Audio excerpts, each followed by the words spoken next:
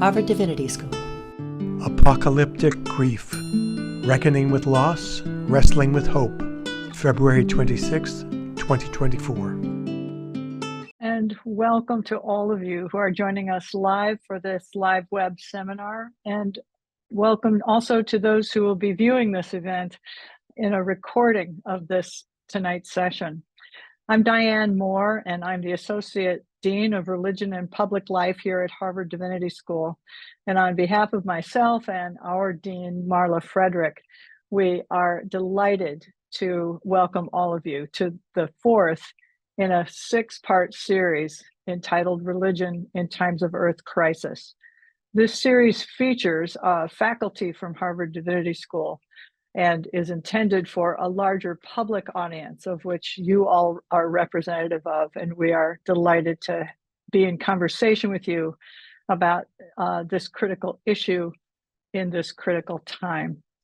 This series is sponsored by Religion and Public Life, and we are in partnership, in co-sponsoring with our colleagues at the Salata Institute for Climate and Sustainability at Harvard University, our dear friends and colleagues at the Center for the Study of World Religion at Harvard Divinity School, the Constellation Project, and Harvard X.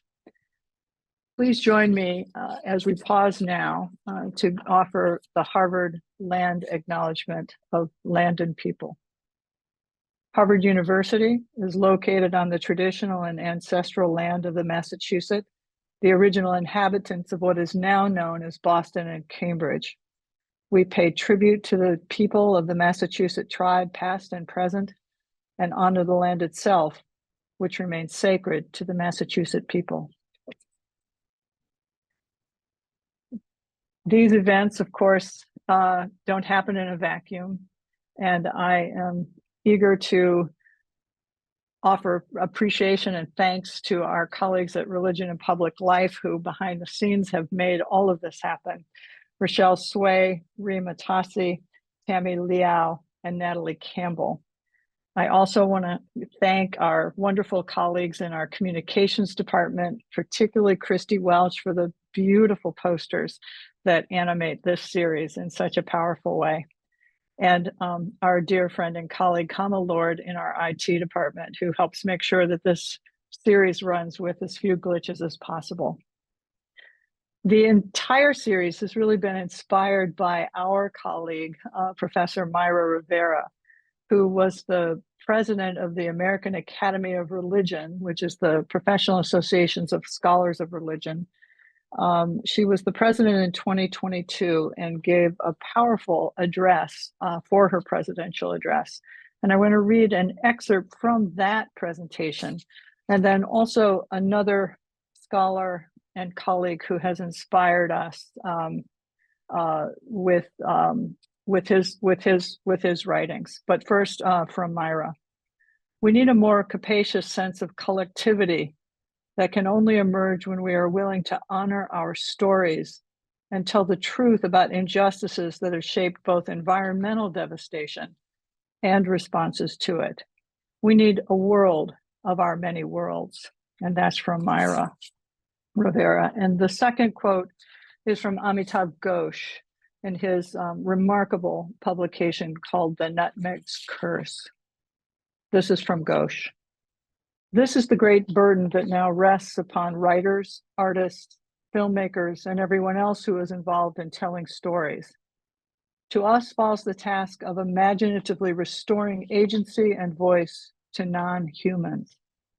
As with all the most important artistic endeavors in human history, this is a task that is once aesthetic and political.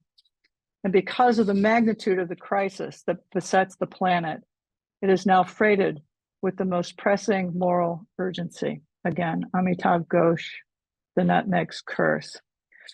We're so excited to share the work of our colleagues at HDS because like colleagues in religious studies and all of the humanities, so much of the conversation about climate and climate catastrophe and the Earth crisis is about the science and the challenges that beset us in public policy. These are very critical questions and issues, but what is often overlooked is the contribution that the humanities can offer. And what the humanities invite us to consider is what are the ways that we are even thinking about these challenges? And particularly relevant to Ghosh's quote, what are the stories that shape both the current way that we think about crises across a variety of genres, but also what are the stories can invite us to think imaginatively in fresh ways about what we think we already know. And that is what we hope that this series of conversations will spark, both for us as we engage with each other and also with you, our audience. So before I turn to introduce our speaker for the evening, I just want to remind you of a few things. This event is being recorded. It will be a recording of the event will be available on our website at Harvard Divinity School, Religion and Public Life in a few days' time, once the transcripts are provided for that sharing. I also want to say that Professor Potts will be speaking for about 50 minutes, and then we will have time for question and answers for another 40 or 45 minutes, depending on the timing. And we will end promptly at 7:30. So please, as you're hearing him and listening to him, please be thinking about questions that we hope you will put into the Q&A function at the bottom of the web screen, and trust that we're all quite familiar now with Zoom and webinars. But there is a Q&A function at the bottom, and you can ask your question either with your name or you can ask it anonymously, but we hope to have a rich flow of many questions. So thank you for that. So it is now my incredible pleasure to introduce a beloved colleague and friend, Professor Matthew Ichihashi Potts. Matt is was appointed the Pusey Minister in the Memorial Church and the Plummer Professor of Christian Morals in 2021, but he has been a member of the faculty at Harvard Divinity School since 2013. He's focused his teaching on sacramental and moral theology, ministry and pastoral theology, religion and literature, and preaching. He's the author of two books, Cormac McCarthy and the Signs of Sacrament, Literature, Theology, and the Moral of Stories, published by Bloomsbury in 2015. And most recently, his very highly acclaimed and incredibly creative and critical text entitled Forgiveness, an Alternative Account, published by Yale University Press in 2022.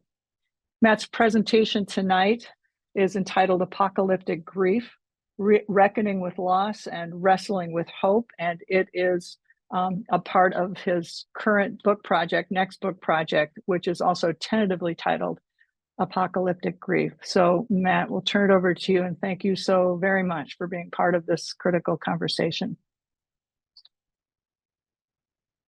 Thank you, Diane. I hope everybody can hear me okay. And thanks to the Religion and Public Life and to everyone at the RPL who's done so much to make this happen, to Reem, Michelle, Tammy, Naomi. I'm grateful to be with you tonight and to talk about this stuff. I'm going to share my screen now so everyone can see what we're talking about.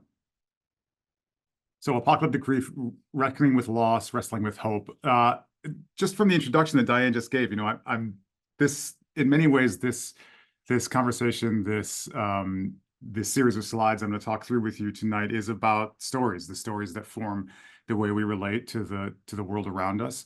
And one of the things I'm going to try to do is think about how some of the stories that at least have formed the Christian tradition, how they have led us to the predicament we're in. I mean, predicament's kind of a euphemism or an understatement.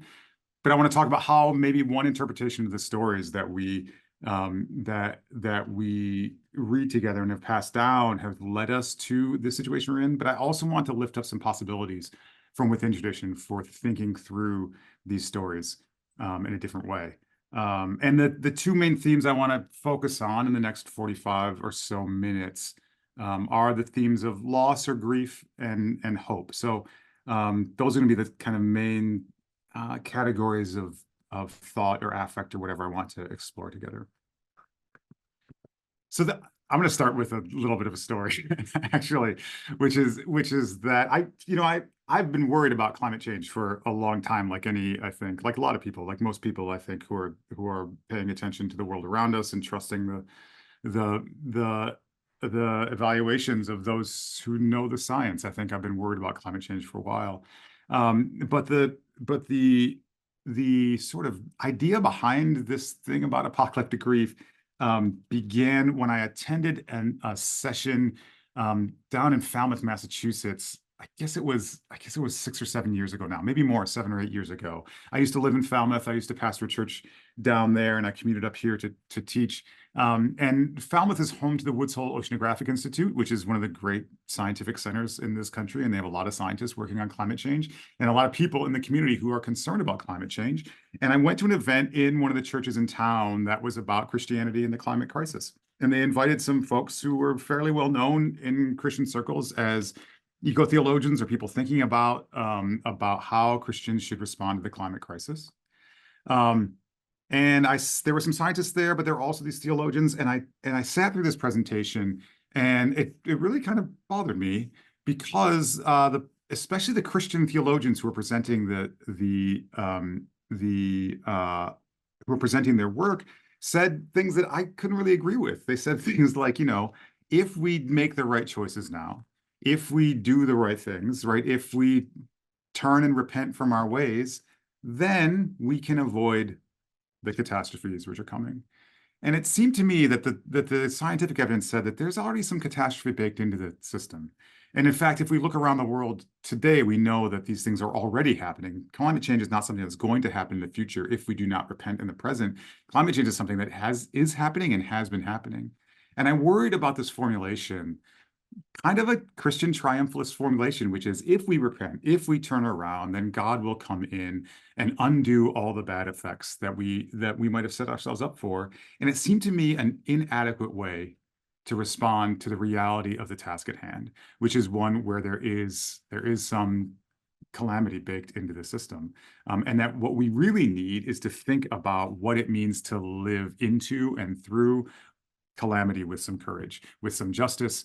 And that's where I thought the Christian tradition could be useful to us, not in telling us a story about how we might avoid it. Although I think we should try to mitigate as many effects as possible. But I thought that was a little bit of magical thinking or something, which Christianity could be rightly accused of at times. So that got me thinking about things. And it was also informed by this article that came out in New York Magazine in July of 2017 called The Uninhabitable Earth, where this author named David Wallace Wells wrote a really harrowing account of what the future will look like if we are not able to remain, I can't remember exactly the degrees, I think it was 3 or 3.5 degrees Celsius, if we were not able to contain climate change, warming to within that range. And it was truly horrifying. I mean, there was that article, and I remember there were follow-on articles saying, about how bothered they were by this article. Interestingly enough, in the last year or so, I think David Wallace Wells has written again and said that, even some of those predictions have gotten less severe. But still, I mean, this article really affected me, like it affected a lot of people. But one of the things that Wallace Wells said in that article is he said, scientists are in a bind because they don't know how to talk to the general public about dangers this grave and horrifying. He said they feel like if they tell the truth, people will despair and do nothing. And if they lie, people will not recognize the urgency and do nothing. And so their only option is people doing nothing. So what do they do? And what I was thinking is I think that we have access to more realism, or we can accommodate more realism than that, most humans. I think that we have access to some resolve. We don't always, but I think that we do. And I actually think that if we read the Christian tradition in the right way, we might be able to orient ourselves towards that courage, towards that resolve, without compromising any of the realism that's required. But that means that we need to wrestle with a couple of things that have been part of the Christian tradition in inconsistent and problematic ways since the beginning, which is how we deal with loss and what we mean by hope, right?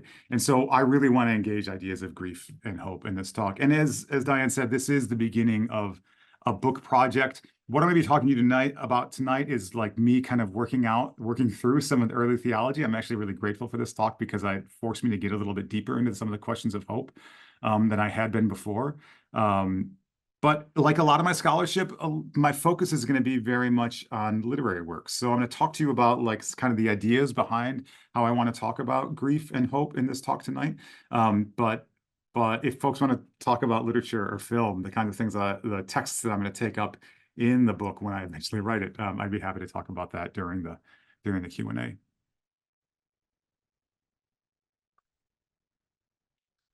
Okay, so Apocalypse. This is the Michelangelo's Last Judgment. It's the Sistine Chapel. I think Myra said this in the first talk of this series, but it's important to note that what we tend to think of as apocalypse is not what the word actually means. I think right now, if you Google apocalypse or image search apocalypse, you'll see end of the world type scenarios. Maybe even see this Last Judgment from Michelangelo. But end of the world is what we think apocalypse means. But that's not actually what it means. As I said, I think Myra already covered this, so I won't belabor it.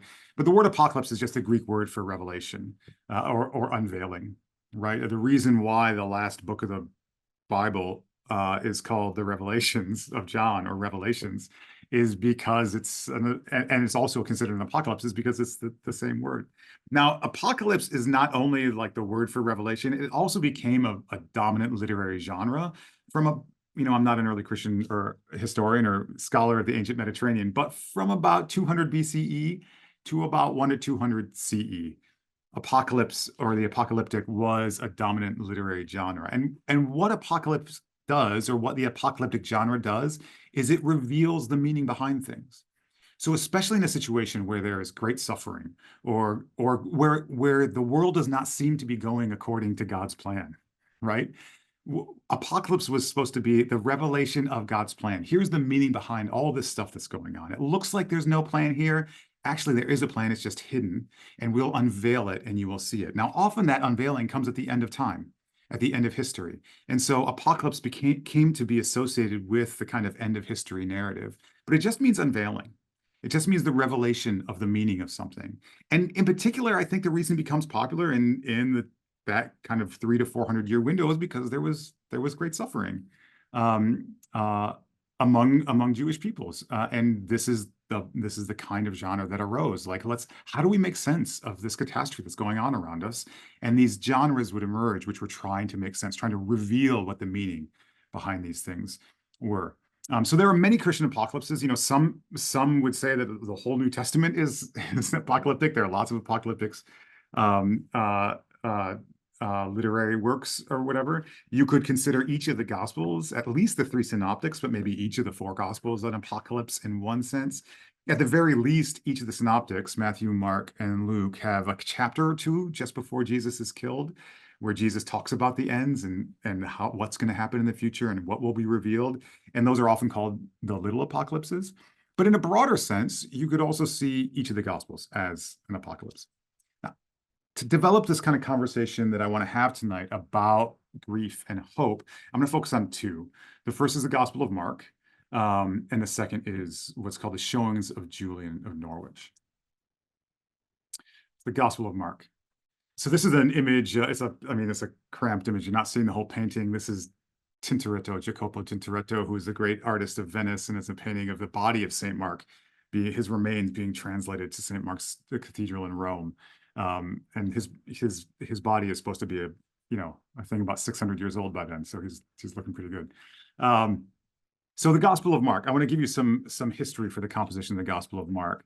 So the Gospel of Mark, scholars believe it was written in probably the year like early 70s AD, and that's important because it was written after the destruction of the temple in Jerusalem.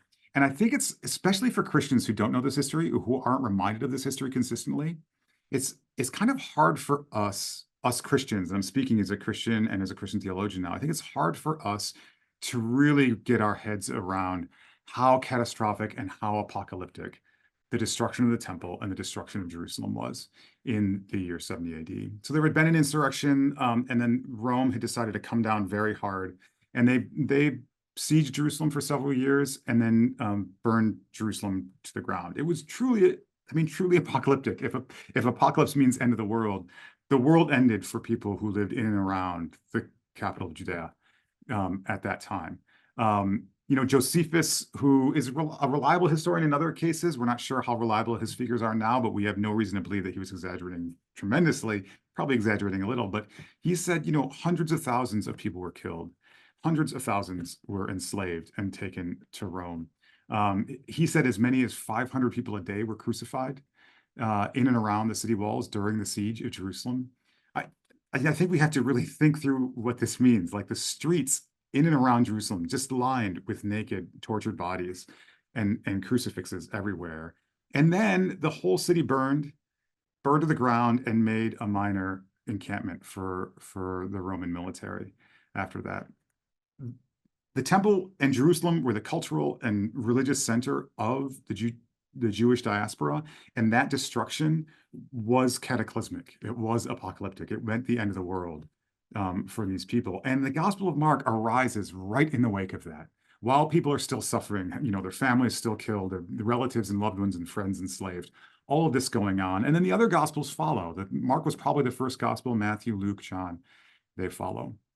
So this is the apocalyptic situation in which the Gospel of Mark is written, right?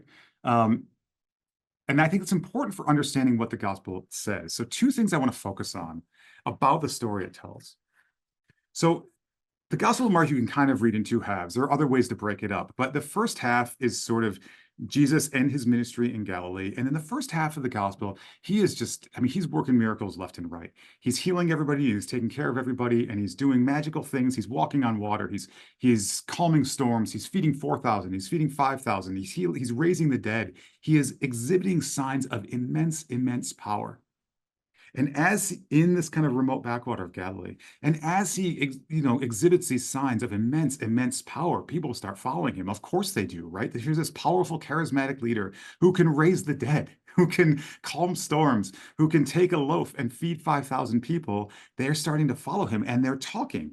And they're talking to each other, and Jesus hears them talking. This is in Mark 8. Jesus hears them talking and says to his disciples, well, what are they saying about me? And they're saying, oh, there's some saying you're a prophet, some say this, some say that. And then Jesus says to them, what do you say about me? And this is a very famous line. It's one that the Christian tradition does a lot of, puts a lot of weight behind. But Peter says, you're the Messiah, you're the anointed one of God. And Jesus says, you're right. Right. And this is like this big turning point in the gospel. About halfway through, Peter makes this declaration. He finally recognizes, based upon all these acts of power, that this is who Jesus is. Right. And Jesus says, you're right. And then Jesus says, and I'm going to go to Jerusalem and I'm going to suffer and die. And then Peter, I preached about this yesterday at church. And then Peter says, by no means, that can't happen to you. Right. Because what's at stake for Peter is Peter's thinking, like everybody else, you are powerful. You can do the most phenomenal feats of power. You can calm storms. You can feed thousands. You can raise the dead. You are the person to lead us to this triumph. You are the one who has the power to help us overthrow the boot of Roman oppression, which is on our necks, right? And Jesus says, no, that's actually not what all these miracles are about. What's actually happening is what Jesus is doing is Jesus is reaching out to the poor and to outcasts and people outside the community, to Gentiles. And this is what he holds on to. And what he's saying in Mark 8, on my reading, is when he says we are going to Jerusalem and he says that he must suffer and die, that must is really important, that he must suffer and die. It doesn't mean that suffering is like this necessary redemptive thing. I think what Jesus is saying in that moment is, no, I am not going to turn away from what my true calling, my true mission is, which is not deeds of power, but serving the lost and reaching out in mercy and goodness. And I will go to Jerusalem and reach out in mercy and goodness. And even there, if it costs me my life, I will not turn away from mercy and goodness. That's not what they want to hear. And what happens in the second half of Gospel of Mark is he stops with the miracles. He does almost no miracles in the whole second half of the gospel. He curses one fig tree, which is a weird thing. He curses one fig tree and it withers and dies. But apart from that, he does almost no miraculous stuff. And he goes into the city on Palm Sunday, and they think that he's a new kind of warrior general king, and they're cheering him as if he is one. And then they find out he's not, and they're upset with him. And when he is brought before Pilate, he goes to the death that he predicted, right? It's this incredibly ignominious and gruesome end to this story, precisely because he wasn't the person that Peter had first thought that he would be. But there's something really important about how it ends when it ends. So this is the last, I'll qualify this in a second, but this is chapter 16, the first 8 verses of chapter 16 from the Gospel of Mark. And this is actually the original ending of the Gospel of Mark. The oldest versions of the Gospel of Mark that we have end at the end of verse 8, and this is what it says. When the Sabbath was over, Mary Magdalene and Mary, the mother of James, and Salome brought spices so that they might go and anoint him. And very early on the first day of the week, when the sun had risen, they went to the tomb. They had been saying to one another, "Who will roll away the stone for us from the entrance to the tomb?" When they looked up, they saw that the stone, which was very large, had already been rolled back. As they entered the tomb, they saw a young man dressed in a white robe sitting on the right side, and they were alarmed. But he said to them, "Do not be alarmed. You are looking for Jesus of Nazareth, who was crucified. He has been raised. He is not here. Look, there is a place they laid him, but go, tell his disciples and Peter that he is going ahead of you to Galilee. There you will see him just as he told you." And then this last line. So they went out and fled from the tomb, for terror and amazement had seized them. And they said nothing to anyone, for they were afraid. So this is the first testimony of Jesus. The first line of the Gospel of Mark is, this is the good news of the Gospel of Mark. And the last word, the last line of the Gospel of Mark is, for they were afraid. And afraid maybe undersells it here. It says something more like, in Greek, it says, for they were terrified. So this gospel, which is supposed to be the good news, it ends in terror. It ends in these women going to the tomb, seeing the tomb empty, and being terrified. It seems to me that what the gospel is doing is different than what we think the gospel is doing when we talk about resurrection. It's suggesting something else. Now, what we know is maybe 5 or 10 years later, they added some more to the end of the gospel, and Jesus shows up in a more overt and obvious way and talks to them. And a few years later, they added even more to the gospel, where Jesus shows up more times and gives them more assurances. But in the first version of this, which is written when Jerusalem is still smoldering, right? And the bodies are still on the crosses all around, they end in terror and fear.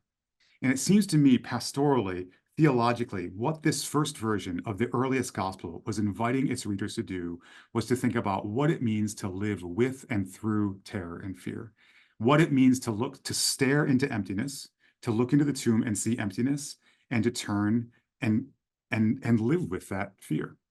And what we see, looking retrospectively, is that what Jesus had done throughout, which is reaching out to the outcast, reaching out to the poor, reaching out to the marginalized, this is what it is recommending as the way we should live when we have fear, when we face emptiness. We turn to each other. Because this is what, it says that the women said nothing to anyone. We know that's not true because I'm talking about it right now, right? They said something to someone, and what happened is, in the wake of this utter destruction, a community of people who started caring for each other in the way that Jesus taught them to care for each other rose up, right? It was not one built around kind of his fabulous deeds of power, not only because they couldn't do them, but also because that's not what they had available to them. What they had were these more mundane, but also revolutionary practices of care and community. And I think this, before the more obvious physical resurrection appearances are appended to the end of this first version of the first gospel, that is what people were suggesting. This is what we do. This is how we live in this moment of emptiness and fear and terror. And so this is this thing about resurrection and Christian triumphalism. I think that's a hard thing to do.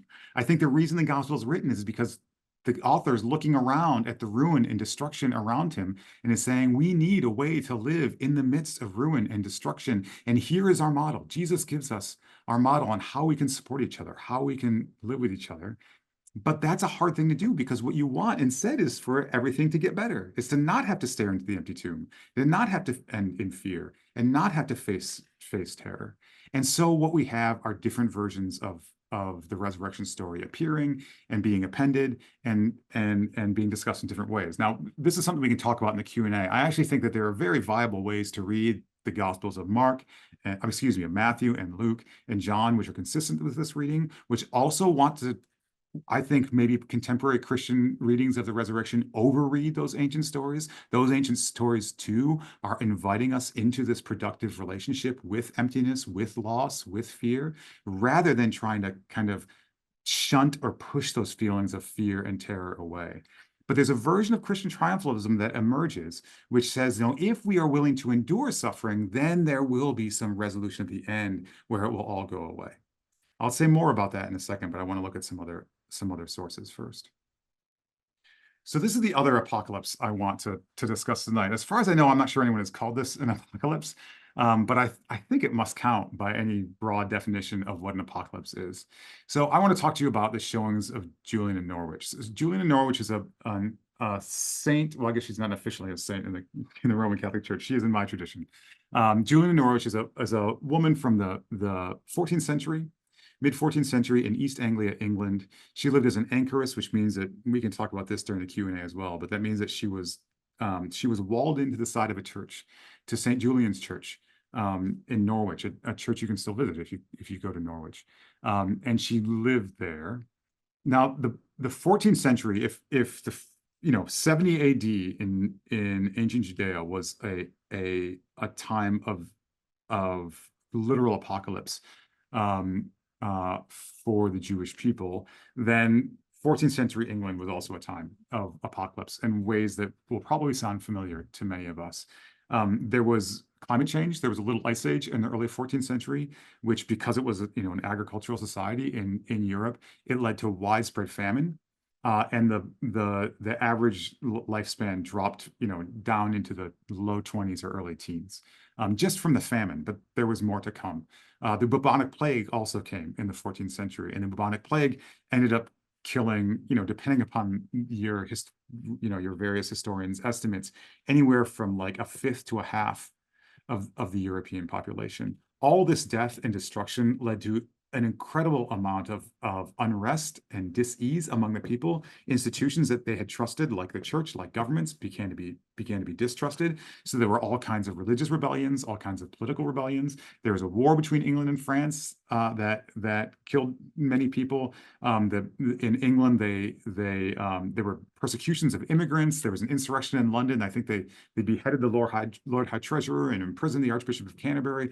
All this stuff going on in the 14th century. And at this time, this woman whose name we don't know, we call her Julian of Norwich because she was attached to the Church of St. Julian.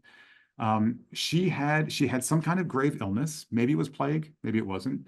But she had some kind of grave illness. And while in her grave illness, she had a vision of Jesus coming to her, and what the message Jesus brought her in her illness was one of love. And so what's called the showings of the showings of Julian of Norwich is also known as the revelations of divine love. Now, there's so much in this text. It's incredibly rich, and we can talk about it during the Q&A if you like. But I just want to focus on two parts of it, which I think are really instrumental, at least for the way I want to put it in conversation with the Gospel of Mark, and also the way I want to think about things like grief and hope. So that's "You Are My Heaven" and "You Are My Crown." And I'll talk about those next. So this is a moment in the Revelations. Early on in the Revelations, Julian is recounting this experience she had with Jesus, and Jesus comes to her in a vision while she is in her sick bed. And the vision she has of Jesus, in a way that is very consistent with many medieval visions of this sort, is incredibly gruesome.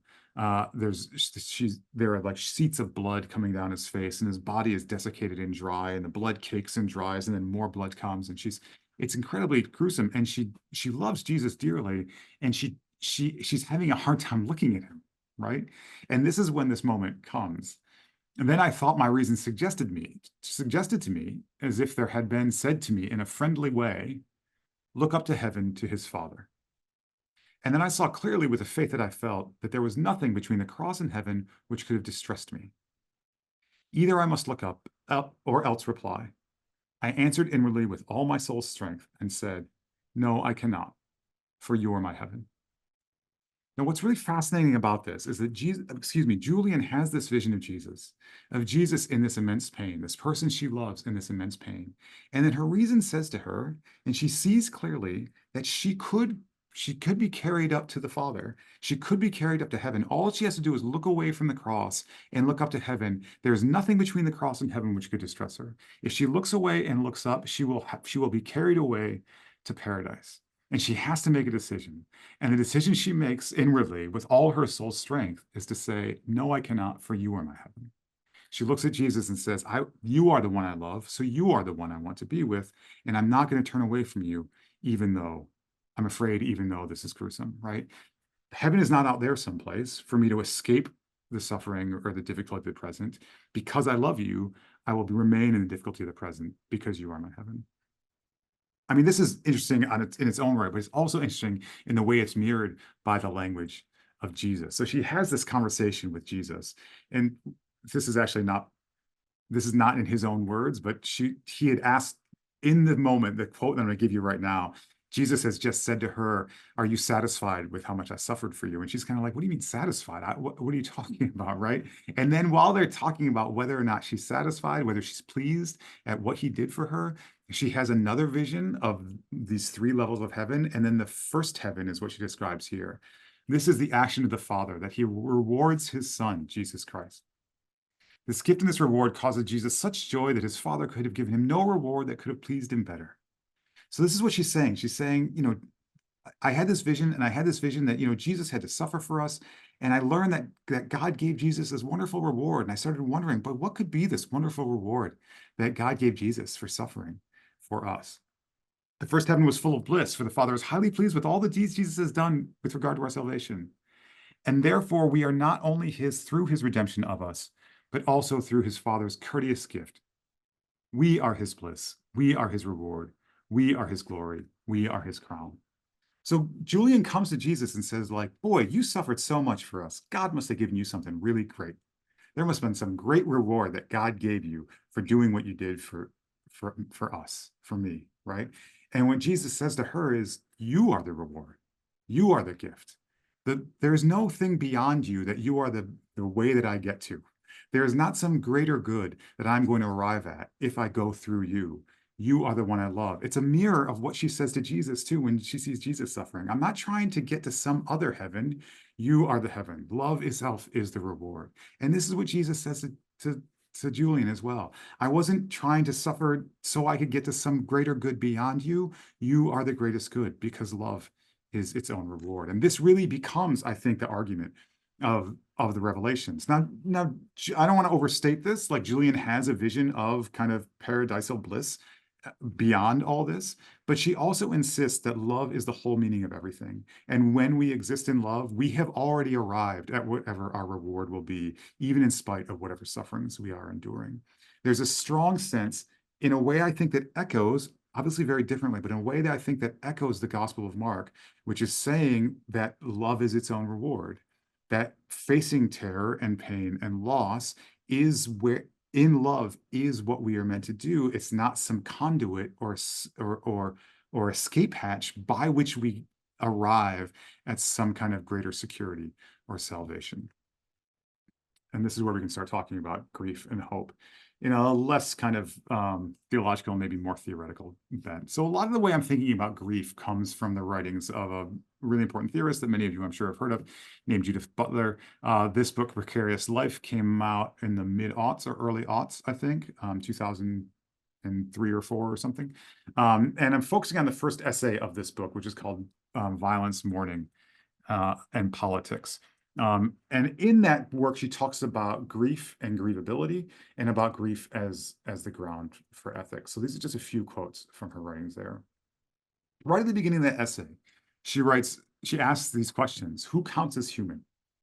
Whose lives count as lives? So she's thinking about the US involvement in Iraq at the time and the way that we were grieving both Iraqis who were killed in the war and American soldiers who were killed in the war. But she's also talking about the AIDS pandemic in the United States when she's talking about who counts as human, whose lives count as lives. And finally, what makes for a grievable life. Despite our differences in location and history, all of us have a notion of what it is to have lost somebody. Loss has made a tenuous we of us all. And if we have lost, then it follows that we have had, that we have desired and loved, that we have struggled to find the conditions of our desire.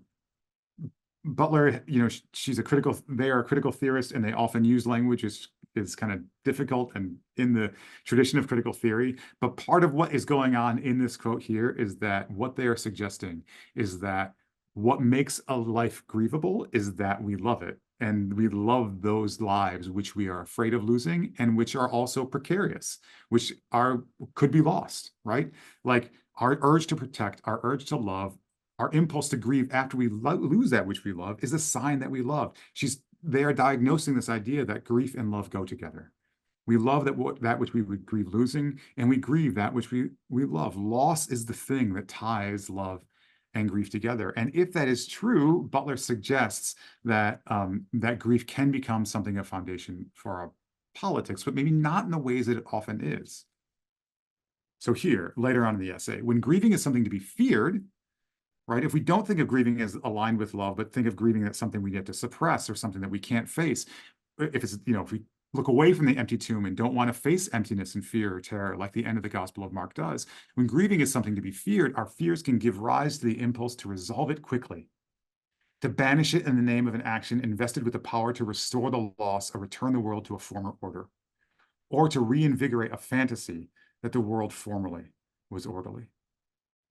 So when we fear grief, when we can't look in that empty tomb, then we start to take actions that restore the loss or return the world to order, right? We either tell stories that help us to look away from the empty tomb, or we do other similar things, or we reinvigorate a fantasy that the world formerly was orderly. This inability to grieve becomes problematic because we start taking actions that don't reckon with the world as it actually is, and therefore become inclined towards forms of injustice that we're going to in a minute. To grieve, they say later on, and to make grief itself a resource for politics is not to be resigned to inaction, because they're concerned that, maybe if we're thinking about grief, we're just thinking about kind of wallowing in sackcloth and ashes. They say it's not that. It's not to be resigned to inaction, but it may be understood as a slow process by which we develop a point of identification with suffering itself. To grieve, to recognize what is precarious, which lives are precarious, which lives are at risk, which is all of them, right? Is to start to understand that these lives are precious. They're precious because they are at risk, and therefore we have an obligation to protect them, right? We start to pay attention to their suffering. If we refuse to grieve, if we refuse to acknowledge that things are at risk, then why would we be inclined to protect them, right? It's only by acknowledging grief, sort of anticipatory grief, only by acknowledging that which we might lose, that's the only way we progress to a real fulsome love. Knowing that a thing's at risk, knowing that we might lose it, knowing that we will lose it, is exactly the thing that encourages us to try to protect it and to care for it, right? So failure to grieve becomes a failure to love. This becomes very ironic or very paradoxical or very critical if we look at something like the later versions of the ending of the Gospel of Mark. The first version of the Gospel of Mark is fully willing to grieve. There's fear, terror, and emptiness, but it's still called the good news of God in Jesus Christ. And all we have left are all, Jesus's actions on behalf of those who are suffering and poor. Like that is all that's left, and that's the good news, and it looks right at that emptiness and terror. And then you have versions added on, which become gradually more triumphal, gradually more unwilling to grieve in that particular way. And it raises the question if it also becomes less willing to love, pays less attention to all those precarious lives because it becomes completely less available to all those precarious lives because its vision becomes completely fixated upon that one life which is no longer at any risk, the life of this risen Jesus. So this failure to grieve could be read as a failure to love in the way that the first version of the gospel is maybe calling us to. So let me talk about hope for a minute. As I said, I've been working through some stuff on hope, so there's more bullet points here, but I promise we won't go too deep into the weeds on some of this theology. Now, hope is one of the three theological virtues that Paul outlines: faith, hope, and love. Those of you who are familiar with the Christian tradition might be familiar with the way Paul talks about this, but he doesn't really talk in any kind of exhaustive or systematic way about what these virtues are. He gives a little bit of description of them, and I want to look at the way that Paul describes them a little bit. This is a depiction of Paul here. So this is in Romans 5. And not only that, but we also boast in our sufferings, knowing that suffering produces endurance, and endurance produces character, and character produces hope. And hope does not disappoint us, because God's love has been poured into our hearts through the Holy Spirit that has been given to us. What's interesting here is that hope is very closely tied to God's love being poured into our hearts. I want to talk about that again. I mean, there's also all this stuff about suffering, and I think probably our Q&A we're going to have to reckon with the harmful and problematic Christian tradition of valorizing suffering. And I think I think Paul's up to a little bit of that here. But the main thing I want to point to and call back to later is this idea that hope and love are closely related. That's not the way he talks about hope necessarily in Romans 8. Paul says, "For in hope we are saved. Now, hope that is seen is not hope. For who hopes for what is seen? But if we hope for what we do not see, we wait for it with patience." So hope is not the same thing as seeing. If you can see it, it's there, right? But here, hope is something about a relationship to the future. It's something about anticipating an outcome, right? Now, these two versions of hope don't have to be in tension. This idea that hope is from God's love being poured into us, that hope is related to love, and that hope is about anticipating an outcome. They don't have to be in tension, but I think they are in tension in some important ways. And I actually want to kind of lift up one and critique the other. And the way I want to critique the other is starting with this guy here, who's Friedrich Nietzsche. Now, Nietzsche in the 19th century, you'll see here the first line. This is from Human All Too Human, which is one of his earlier works. He calls hope the worst of all evils because it prolongs the torments of man, right? This is a very Nietzsche line. But he's very much concerned with hope, like hope is a delusion, right? You have no evidence, Nietzsche would say, you have no evidence that things are going to go the way you want them to go. And yet you hope in something that has no evidence, and all it's doing is prolonging your torments. Your faith in this delusion is just a way that you're torturing yourself and persisting. It's the worst of all evils because it is a delusion. He says also in Human All Too Human, we are only reasonably entitled to hope when we believe that we and our equals have more strength in heart and head than the representatives of the existing state of things. Now, this is really important here, right? He says there is some reason for hope. We can have hope in ourselves, right? If we are sure or believe that we are stronger than our opponents, or at least that we are stronger than the kind of the inept people who are running things, right? Then we can hope, because that's a hope where we can have some confidence. But what he's really worried about is what he's calling here extraterrestrial hopes. Nietzsche was just kind of anathema to any kind of hope in anything beyond this world, any kind of supernatural anything, any kind of supernatural hope or religious hope or theological hope, he would call it. He saw as poisonous. He said, because what that does is, he said it was a kind of nihilism. He's often accused of being a nihilist, but it's actually the opposite. He thought that if you had placed all your hopes in some great beyond or in some other world, that naturally you would stop paying attention to this world. That you would believe in something which doesn't exist out there, that other world, that supernatural world, which he did not believe in. And displacing all your cares and concerns to that world would make you ignore what is right here in front of you, which is where you should be focusing, actually, all your energy. So it was in particular extraterrestrial hopes or supernatural hopes that he hated. But he also had other ways of speaking about hope when hope was placed in the here and now. In particular around ethics, right? That mankind be redeemed from revenge. That, to me, is the bridge to the highest hope and a rainbow after long thunderstorms. He had this recurring image of hope as a rainbow. Hope is the rainbow over the cascading stream of life. And I think it's an ambivalent image because the rainbow is kind of an optical illusion, right? But it also is a beautiful thing that is part of the world around us, part of this world where we are living. So he hated hope in the one sense, but he hated it for the way its confidence in an outcome it could not prove could lead to delusion. Now, that's not the way more contemporary folks are talking about hope. This is Václav Havel, who was president of Czechoslovakia and the Czech Republic, also a literary writer. And in one of his books, he has this short passage on hope, where he says, hope in this deep and powerful sense is not the same as joy, that things are going well. It's not the same as willingness to invest in enterprises that are obviously headed for early success, but rather hope is a willingness to work for something because it is good, not just because it stands a chance to succeed. Hope is the willingness to work for something because it is good in itself, not because of what it is going to become or succeed. Think of Julian looking at Jesus's face and saying, no, you are my heaven. I don't love you so I can get to someplace else. I love you because I love you. Or Jesus in turn saying to Julian, you are my reward. I didn't love you so I could get something better from God for the sake of you. I love you for you.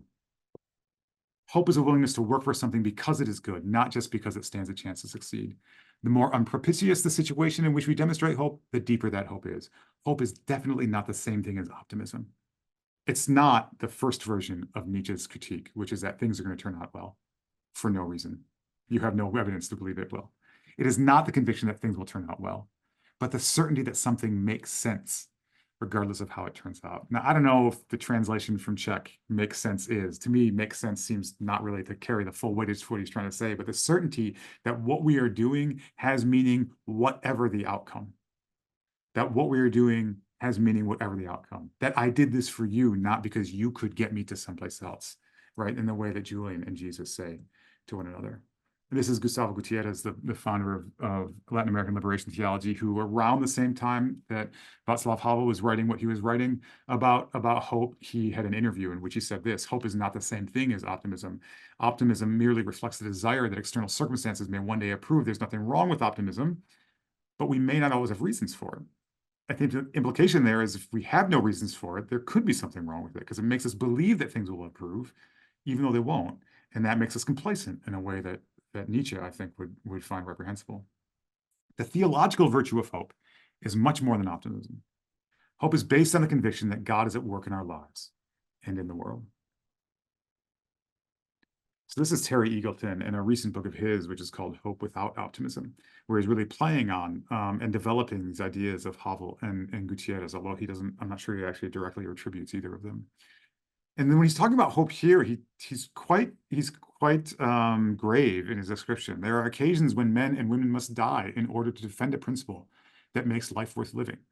I mean, this is the description of Jesus in the second half of the Gospel of Mark, powerful enough to rule with power and to lead insurrection, but committed to principles that peace and mercy and forgiveness and goodness are the values by which he is going to live, right? And so there are occasions when we live by hope, when men and women must die in order to defend a principle that makes life worth living. There is more at stake in acting than dismal or agreeable outcomes. Hope can acknowledge loss or destruction to be unavoidable, which is where it differs from some currents of optimism. It still refused to capitulate. Hope can acknowledge that a bad outcome is unavoidable, but it acts not because it feels it can guarantee a good outcome, but because the action is worthwhile in itself. Because the thing for which we are acting is good and deserves our action, even if we can't save it, even if we can't guarantee the outcome. What this means is that I think hope has wrongly been characterized as a form of knowledge. Right? Hope is a way that we can have a relationship to what's going to happen in the future, know what's going to happen in the future. And I don't think that's actually what it is. Like all things, at least in my theology, like all things, it actually should be rooted in love. And if hope's a form of love, it's actually not about knowing what the outcome of the future is going to be. It's actually deciding what is worth acting for in the present, regardless of outcome. Even if I cannot save the future, even if I cannot guarantee an outcome, this is worth acting on. Right? This is Julian looking at the face of Jesus and saying, "You are my heaven." These are the women going to the tomb at the end of the Gospel of Mark, saying, even though we cannot save our beloved friend Jesus anymore, we are going to roll back the stone we can't roll and care for this body that we can't raise. And what I think is really important here is how this confounds the logic of capitalism. And maybe that confounds the logic of extractive capitalism in particular, where the earth exists for us to use it so that we can ensure our own security. The purpose of the earth, by the logic of extractive capitalism, is that the earth exists so we humans can make ourselves more safe and more secure. And we use it and we do things to it and we master it and we become lords over it in order to shore us up and make us more secure, right? It's a tool by which we build ourselves up. That's what capitalism, extractive capitalism in particular, would want us to do with carbon resources, right? But if instead we think about the earth not as something to be used, but as something to be cared for, regardless of the outcome, whether or not we can save it, whether or not it's going to make our lives easier or longer, right? Then we come into a different relationship with this earth. And that relationship of love for things, acting on behalf of things merely for the sake that they exist because they are good, rather than what they can do for us, that does confound the logic of capitalism. And I worry that actually, I'm going to skip to the last bullet here as I'll talk about some of these other things, but I'm going to skip to the last bullet for a second. I worry that the way we read the resurrection story now actually inclines us more towards the idea of extractive capitalism, where other things exist for us to sacrifice them to our sense of security. I mean, you think about the way that this resurrection story is told. The one suffers immensely, but that suffering buys everybody else security. And if the one suffers, everybody else gets to be safe and secure forever, right? And that's the way we think about, I mean, that kind of utilitarian approach to the body of Jesus, to the life of Jesus, is also this kind of triumphalist resurrection account. You know, there are lots of ways that the Christian story and Christian stories can be used to show a kind of disordered and I would say sick relationship that much of the Christian tradition has to the natural world. You can think about sort of the Eden story of where, you know, where we're banished away and separated from the earth and have to toil and struggle against it rather than to live in it in a more peaceable way. That's certainly one of the stories. But another story, I think, is this idea that, oh, what it takes for me to be secure is for somebody else to sacrifice. And especially when we think about the way that climate change is not just dangerous for everybody, but how the levels of that danger are unjustly distributed among peoples, and how much people in the North, in the first world, are very much willing to allow others to suffer first and more for the sake of our security.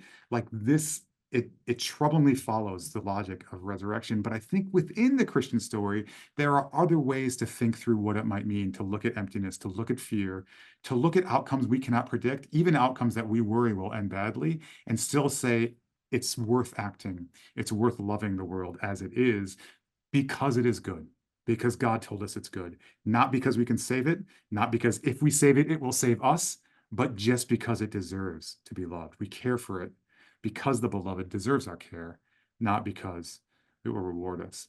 I have some examples from, you know, I'll just close like talking about one example from pastoral life, since that's the first bullet here.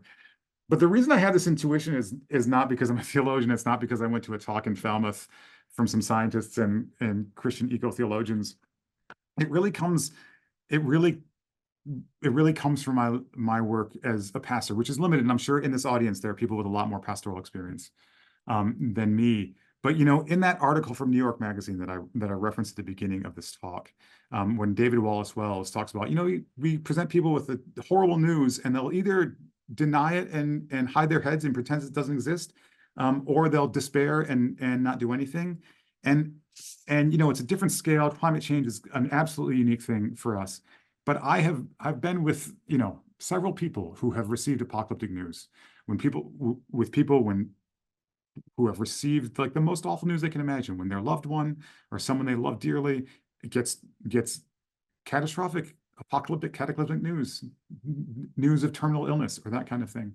And in no cases, you know, it's a small sample size, but in no cases among those good people that I've had the honor to sit with in those conversations and to journey with through the course of their illnesses and as they accompanied their loved ones through illness, in no cases did people throw up their hands and say, well, you know, I deny it, it's not going to happen, or don't tell me that, or whatever. Like, obviously people are shocked and people are hurt and people are sad.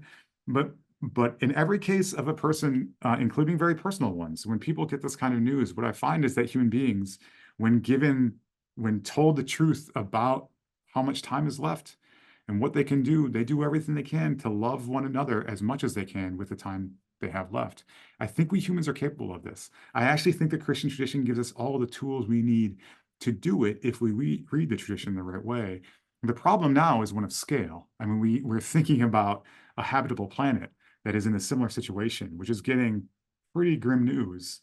The question is, will we be able to respond the way that I see so many of my parishioners respond on a fairly consistent basis, which is to respond with love, to look to the thing that maybe we can't save and decide to love it, not because we think we can save it, or not because we think by saving it, it will save us, but simply because it's good.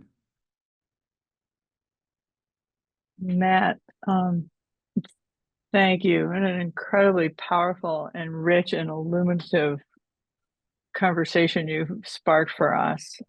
The scale and scope of what you're addressing here, I think, just is remarkable, both in its depth as well as its breadth, because you really give us some language and tools yet again to think about to think in fresh ways what we think we know.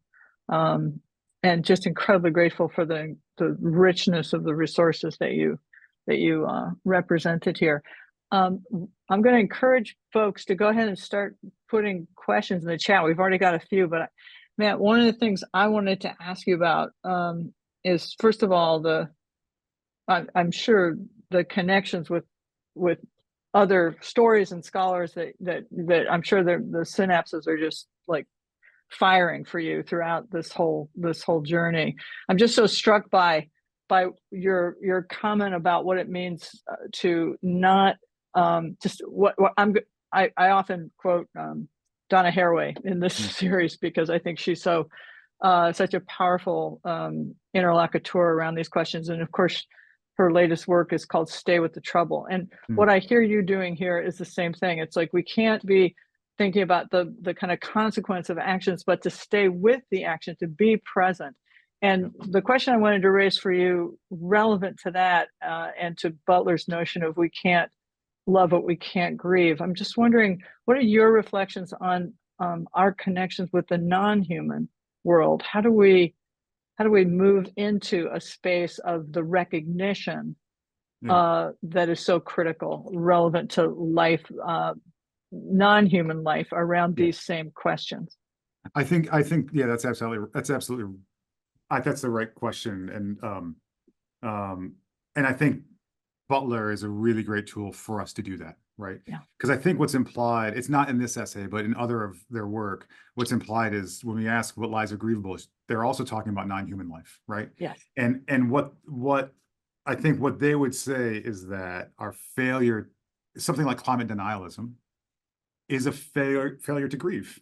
It's a failure to grieve the world around us, failure to grieve what we're losing, natural places, non-human, beyond human creatures, right? That it's our unwillingness to grieve those lives is an inability to love those things as well, which in any reading of, I mean, even the most conservative readings of the Christian text is a betrayal of humans' obligations to the world around us, right?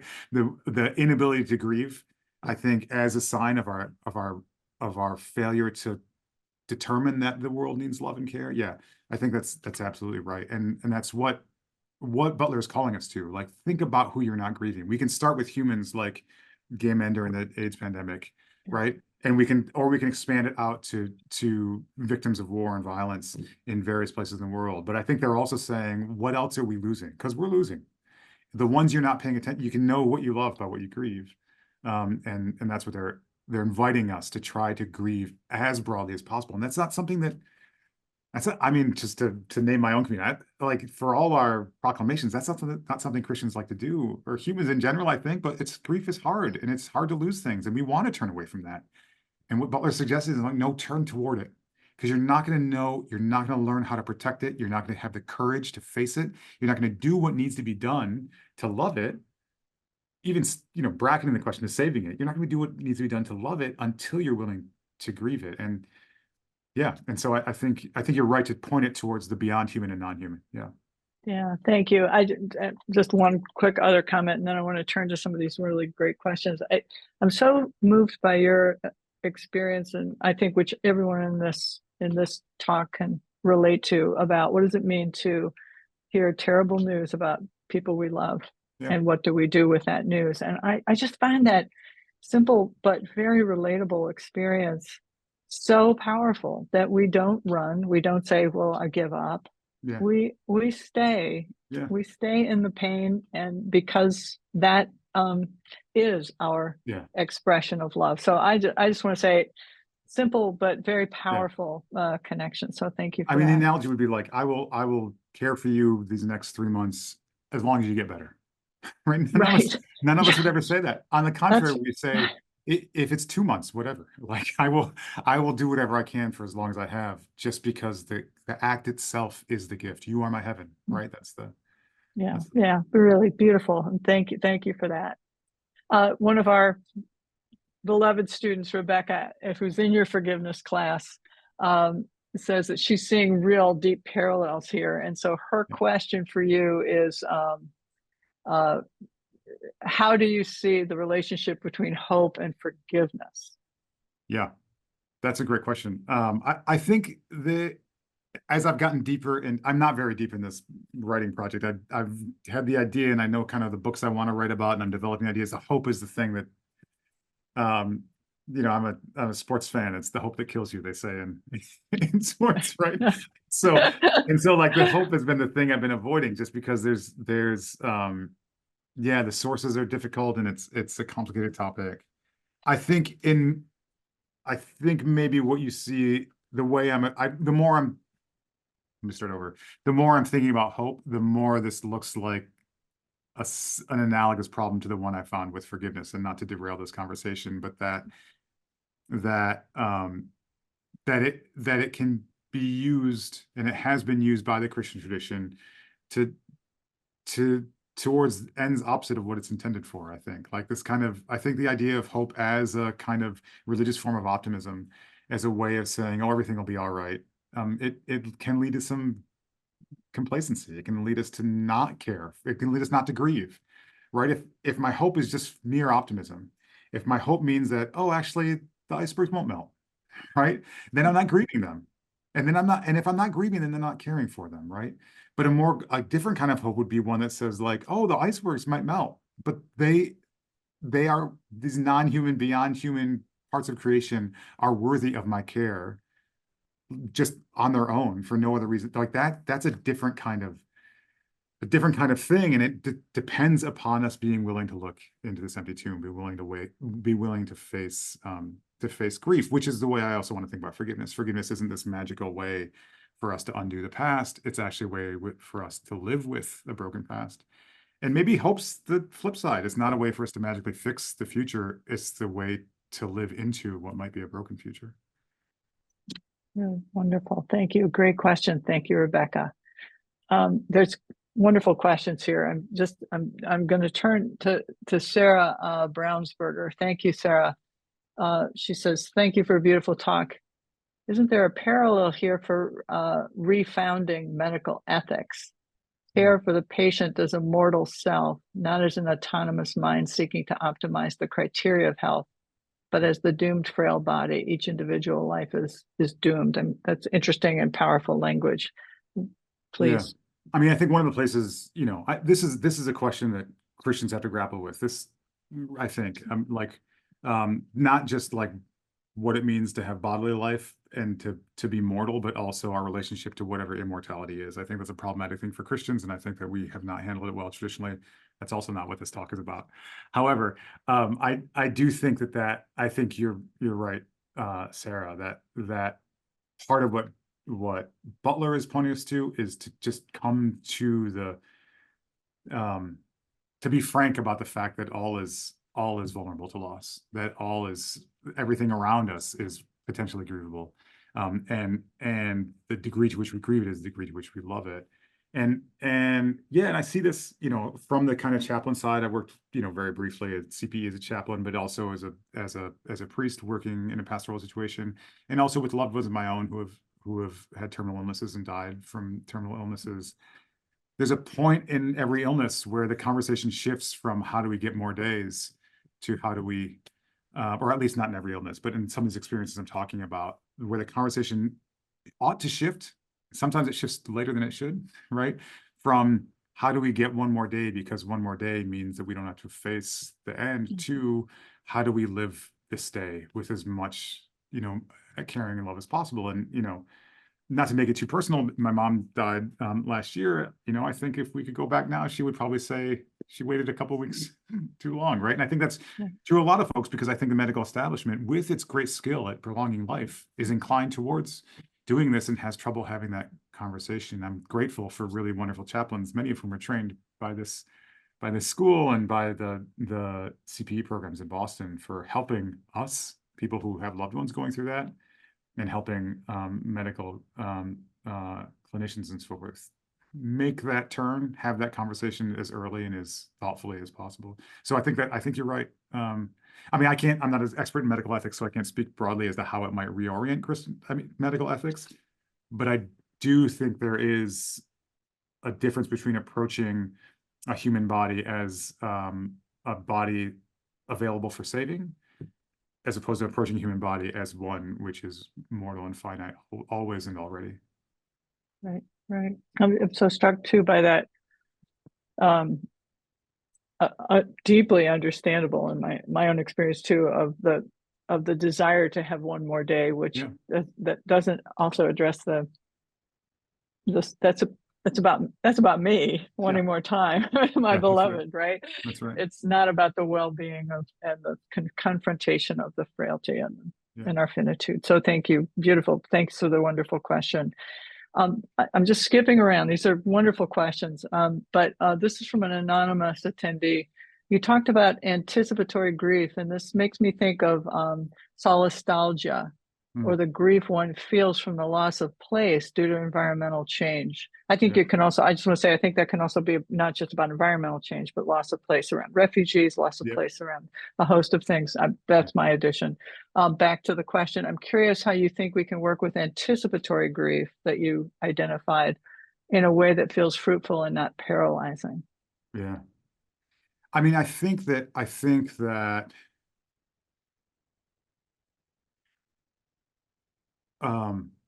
grief I think, you know, I oversimplified that pastoral example a little bit, because I think for the first day or two, sometimes people are paralyzed, you know, and there often is denial there often is denial for a period of time. I think we have to lean into it, because in my limited experience, people move through that stage towards other stages of grief. And so it may be that really turning towards grief in a self-conscious and deliberate way will feel paralyzing and will fill us with despair for a period of time. I think kind of like the women going to the tomb or running away in terror, that is something we move through as we do that. One of the things that I taught a class with Terry Tempest Williams, who's going to be talking later on in the series, that was also titled Apocalyptic Grief. I've been using this title for a while now. But she had us do an exercise at the beginning of the class, which was incredibly memorable and affecting and effective. That she, you know, she didn't give anything away, maybe the way I'm talking already did, but it was the first day of class, right? And she invited everyone to take out their journals and write for 10 minutes about a place they love, just the place you love most in the world. And, you know, everyone has that place, right? And people were writing, and you could see that they were taking themselves to that place with their writing. And then after 10 minutes, she told us to break, and she said, okay, now imagine that place will be gone in 5 years. I mean, kind of like in forced solastalgia, right? Like, you imagine that place will be gone in 4 years, 5 years, whatever it is. Now write how you will spend that 5 years. Write what you will do with the next 5 years, right?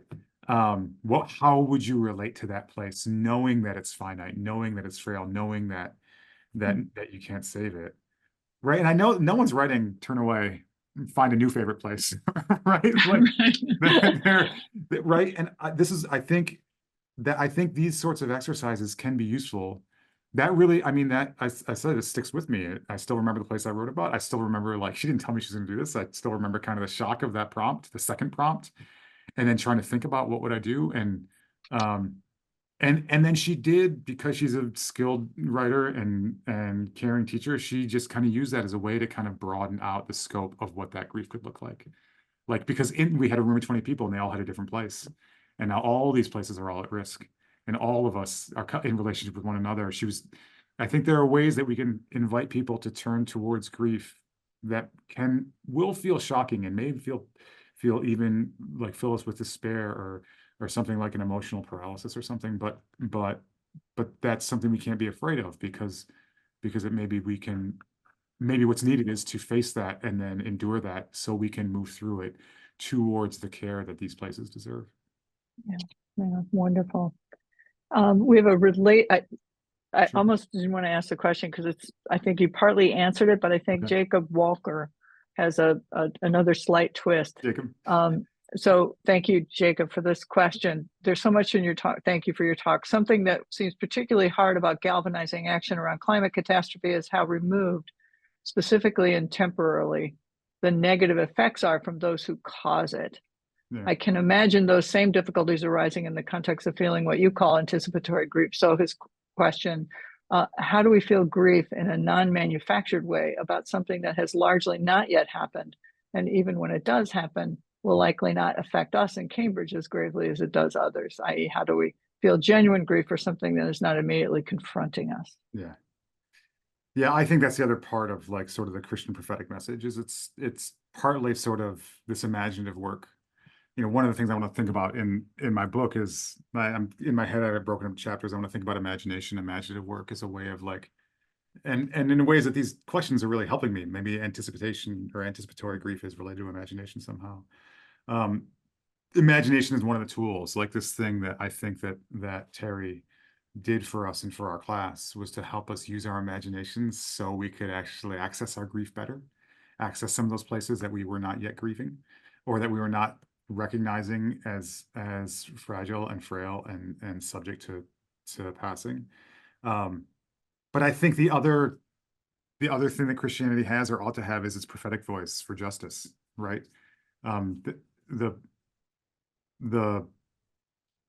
I think part of what's going on in that first half of the Gospel of Mark, all the people, the crowds around him think it's about the power, and for Jesus, it's about the people. It's about the man in the tombs who spends all night crying and cutting himself with stones, and that his friends chain him up, right? Like it's Jesus going to him and saying, "I'm going to care for you," right? And everyone sees the power that he uses to banish the demons, but for Jesus, it's about the person, right? For Christians, I think our prophetic job is to try to get as many of ourselves and others as possible grieving lives that are being lost right now and yesterday, even especially when very privileged. And I mean, I'm talking to you from the basement of the Memorial Church in the middle of Harvard Yard. There is not another more privileged Christian church perhaps in the world. But from this vantage, like our responsibility is to try to grieve as much as possible, to call us to grieve, to recognize those who are suffering, because as you say, Jacob, it's already happening, and it's easy for us to pretend I'll speak for myself. It's easy for me to pretend it's not, and I could very well pretend it's not for much of my life, right? But I think we have an obligation, a moral obligation to grieve as publicly as possible and to call attention to where that suffering is. Yeah. Wonderful. I have a brief thought that I think links the previous question and one that I'm about ready to share from Dan McCammon, who's another speaker in the series. But again, apologies for my returning to Haraway again, but her call around this question of staying with the trouble is that one of the things she asks of us to do rather than kind of avoid the grief or stay with the trouble of whatever the times are. And with that attentiveness to the presence, be attentive to the multiple relationships that we actually do have that sustain us, that be more attentive to the non-human kin that our lives are dependent upon. And she calls us to consciousness about that as a way to be responsible. To be able to respond, because if we are not aware or attentive, we can't. And it's that same recognition of the profound interdependency rather than autonomy of human being that I think is also what we have to fight against, relevant to a larger framework of how we even think about the human. It goes into neoliberalism and a whole host of things, extractive capitalism, but. So I just think that a paradigm shift into what it means to be human is to not be autonomous. Yeah, that's right. Yeah. So Dan's question, though, is also a really rich one. And thanks, Dan, for it. I'm entirely convinced that the inability or reluctance to grieve is a huge part of the current predicament, but I wonder if grievability is the only path forward toward love, especially love for our more than human kin. Everyday species are going extinct, but everyday species are also evolving in creative new ways. Most likely species will continue to evolve thousands of years from now. If we celebrate a story of evolutionary creativity that seems likely to outlast humanity, is that resurrection triumphalism, or is that an additional path to love? Yeah,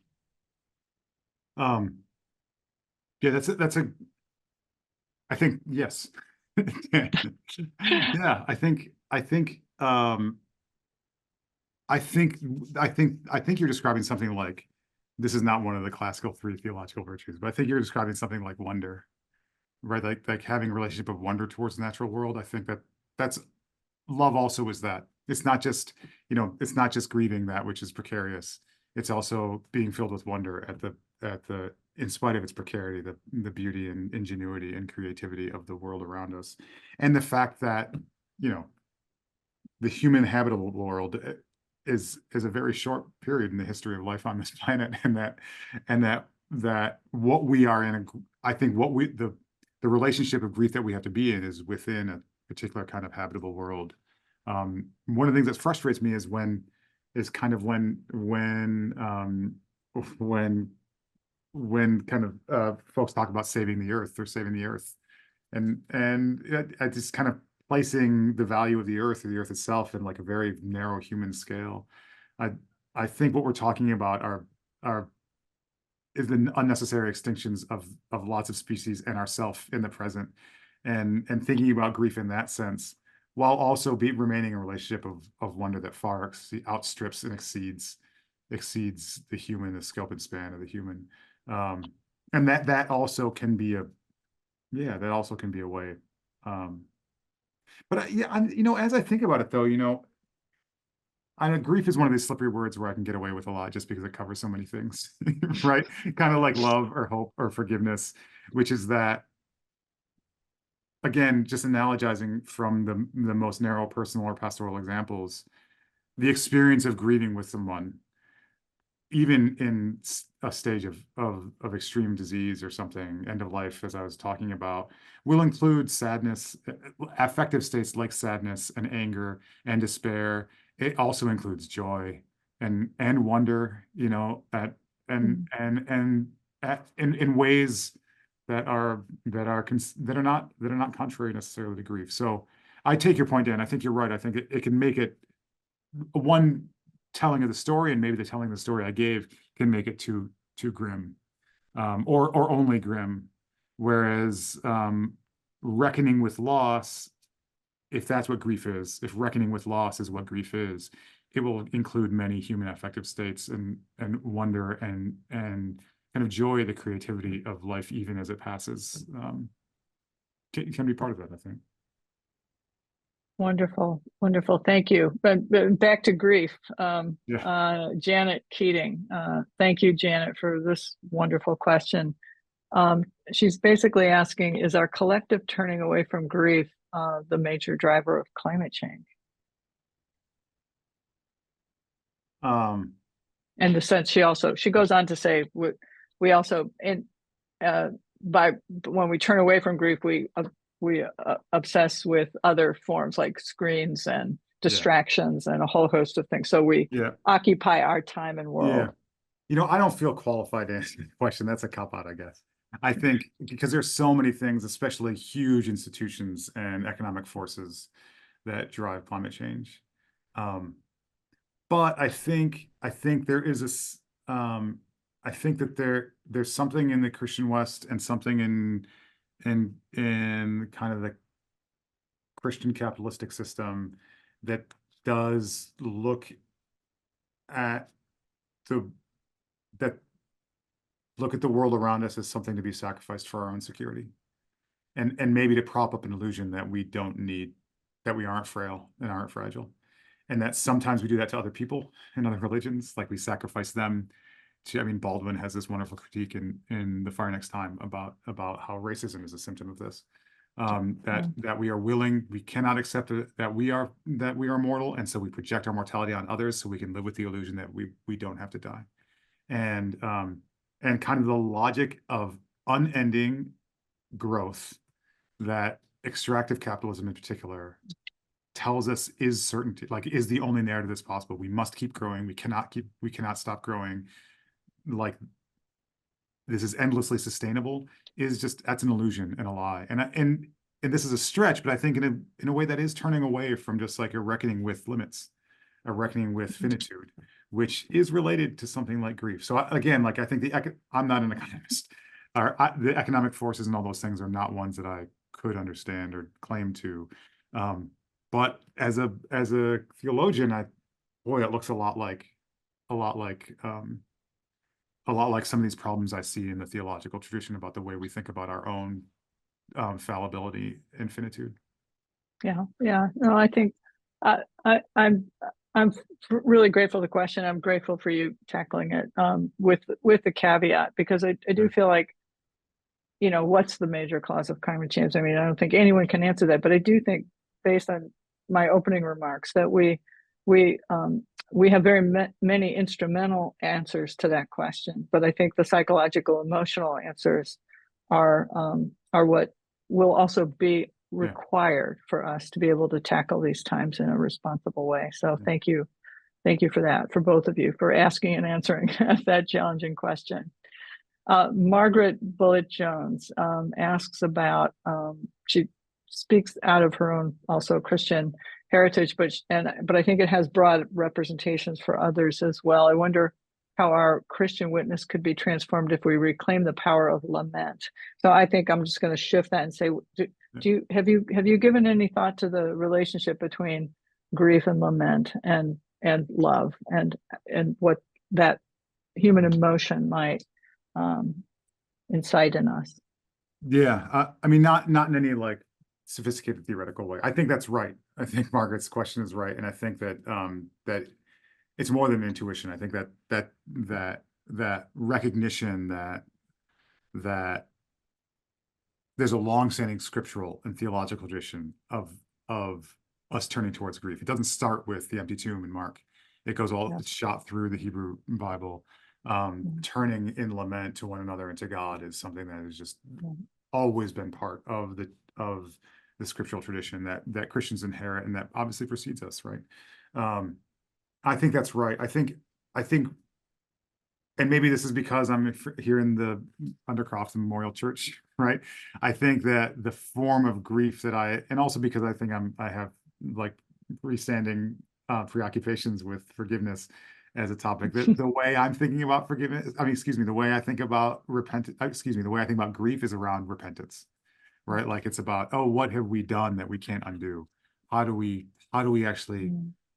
I think the failure to repent is also a failure of grief. It's a feeling. It's saying, the thing is not broken. I can fix it, right? It's not that bad, right? Like to actually turn to something and say, nope, we did this, and we must take responsibility for it. Taking responsibility for it, I think repentance becomes a form of lament. Look what we've done. Have mercy upon us, God, for what we've done. Have mercy upon us, all you other creatures in the world, human and non or beyond human. And look what we've done. Being as honest with that as possible, I think a really honest expression of repentance would be one of lament, because it would be honest about what's been lost and what can't be brought back. But I think only when we become honest about what's been lost and can't be brought back do we actually learn what we can do. Then you start to say, okay, then what can we do? What must we do with the time we have? With the time we have, in the midst of it. Yeah. Thank you, Matt. What a powerful, profound, illuminating presentation, and thank you all in the room for the wonderful and generative questions. We're sadly right up against the hour of the end of our conversation for tonight, but I hope that you will join us next week for the last in the singles presentation series, when Terry Tempest Williams, our beloved writer in residence, next week on March 4th at 6:00 Eastern Time, she will be here presenting the practice of wild mercy, something deeper than hope. So we're going to stay on the question of hope. So I hope you all will join us for that. And again, I just want to say thank you, Matt, for a wonderful and very thought-provoking and generative conversation. So thank you so much. And thank you all. Diane. And thanks, everyone. Sponsors: Religion and Public Life at Harvard Divinity School, the Salata Institute for Climate and Sustainability at Harvard University, the Center for the Study of World Religions, the Constellation Project, and Harvard X. Copyright 2024, the President and Fellows of Harvard College.